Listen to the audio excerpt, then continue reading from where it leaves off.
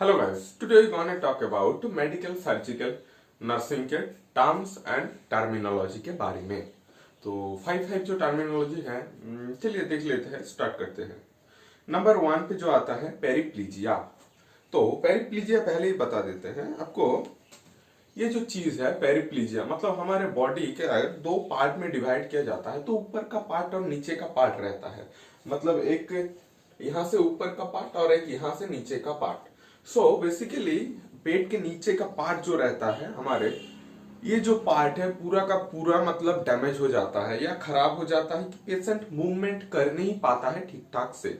तो किस लिए ये होता है? अगर बैकबोन में मतलब स्पाइनल फ्लूइड कॉर्ड में अगर प्रॉब्लम होता है, या हमारे जो है यहाँ से लेकर यहाँ तक है स्पाइनल फ्लूइड कॉर्ड, यहाँ पे जो है स्पाइनल फ्लूइड कॉर्ड पे अगर कोई डैमेज आता है, चोट पहुंचता है, एक्सीडेंट वगैरह होता है, या पेल्विक कार्डियक हमारे पिछवाड़े का जो ये चीज ये वाला पार्ट होता है हम जिससे बैठते हैं, ये उसको बोलते हैं पेल्विक कार्डियक। अगर यहाँ पे अगर किसी तरह का चोट पहुंचता है तो क्या होते हैं, दोनों पैर पैरालाइज्ड हो जाता है, मतलब एकदम काम करना बंद कर देता है। तो उसको हम बोलते हैं पैराप्लीजिया। और एक चीज ध्यान रखिएगा दोस्तों, ये जो है क्वाड्रिप्लीजिया और हेमिप्लीजिया, ये तो चीज है आपको पहले ही बता देते हैं, घबराने की चीज नहीं है। ये जो है ये भी सेम ही है। क्वाड्रिप्लीजिया मीन क्वार्टर मीन क्या, 4 मतलब 4 पैर, थोड़ी ना 4 पैर होता है, दोनों हाथ और दोनों पैर। मतलब क्वाड्रिप्लीजिया मीन्स अगर किसी का दोनों हाथ और दोनों पैर काम करना बंद कर देता है तो उसको बोलते हैं क्वाड्रिप्लीजिया। और जो नेक्स्ट पे आता है हेमिप्लीजिया। हेमिप्लीजिया क्या होता है? बेसिकली बॉडी का अगर एक मतलब पूरा का पूरा साइड अगर काम करना बंद कर देता है, मतलब राइट लेग हो तो राइट हैंड भी होना चाहिए। तो अगर इस तरह का होता है, आप लोग देखे होंगे ब्रेन हेमरेज का जो पेशेंट होता है, जिसके ब्रेन पे हेमरेज होता है, अगर राइट साइड ब्रेन में हेमरेज होता है तो क्या होता है, बॉडी का पूरा लेफ्ट साइड मतलब काम करना बंद कर देता है। अगर लेफ्ट साइड में ब्रेन का हेमरेज होता है तो राइट साइड काम करना बंद कर देता है। तो उसको क्या बोलते हैं, पैरालाइज्ड हो गया है। तो अगर ये वाला एक हाथ एक पैर होता है तो उसको बोलते हैं हेमिप्लीजिया। और अगर चारों हाथ मतलब 2 हाथ और 2 पैर हो गया तो उसको बोलते हैं क्वाड्रिप्लीजिया। और अगर मतलब यहाँ के नीचे का पार्ट, कमर के नीचे का पार्ट, दोनों पैर सिर्फ पैरालाइज्ड होता है तो उसको बोलते हैं पैराप्लीजिया। चलिए दोस्तों देख लेते हैं नंबर 2 पे एन्यूरिजिया। ANURESIA, एन्यूरिजिया। एन्यूरिजिया का जो है नॉक्ट्यूरल एन्यूरिजिया भी बोलते हैं इसको। बेसिकली आप लोग देखे होंगे 5 इयर्स तक जो बेबी है वो क्या करते हैं, रात पे यूरिन पास करता है बेड पे। तो ये जो है ये बात नॉर्मली है। तो इसके ये जो है ये अगर मेडिकल टर्म्स में देखा जाए तो इसको एन्यूरिजिया बोलते हैं। और जो है अगर देखा जाए तो देखिए हमारा जो ब्लैडर है मतलब किडनी से जो फिल्ट्रेशन प्रक्रिया होके जाता है ब्लैडर पे क्या होते हैं, वहां पे वॉलेंट्री मसल रहता है। मतलब आप चाहते हो तभी आप यूरिन को पास कर सकते हो, अगर आप नहीं चाहते हो तो यूरिन को पास नहीं कर सकते हो, क्योंकि वहां पे वॉलेंट्री मसल है। अगर इनवॉलेंट्री होता तो नॉर्मली पास हो जाता, लेकिन वॉलेंट्री है इसीलिए काम नहीं होता है, वहां पे स्पिंक्टर रहता है। ठीक है।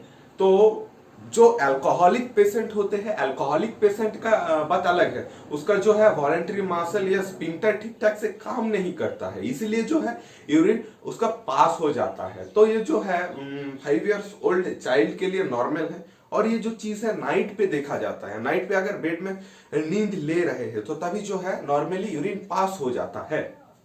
उसको क्या बोलते हैं, एन्यूरिजिया। ENURESIA, एन्यूरिजिया या नॉक्ट्यूरल एन्यूरिजिया।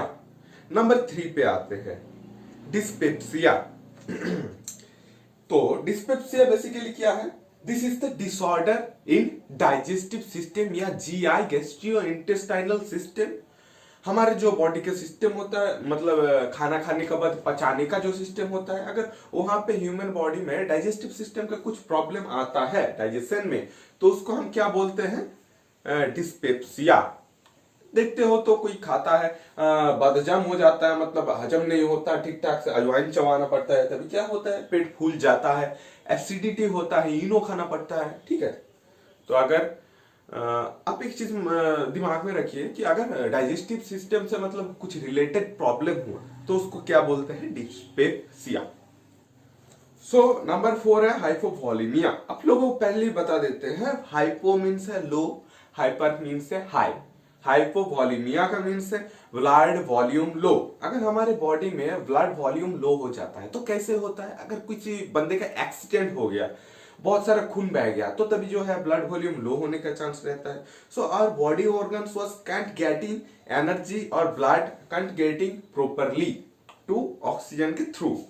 तो हमारे अगर बॉडी में अगर ऑक्सीजन ऑक्सीजन कम जाता है तो मतलब ब्लड, अगर मान लो ब्लड कम जा रहा है, हमारे बॉडी से बहुत सारा ब्लड, बहुत सारा खून बह गया, हमारे बॉडी में बहुत सारा ब्लड बह गया, तो क्या होएगा, ब्लड कम हो जाएगा हमारे बॉडी में। तो कम होने के बाद जो प्रॉब्लम देखा जाता है ह्यूमन बॉडी के अंदर, उसको बोलते हैं हम हाइपोवॉलीमिया।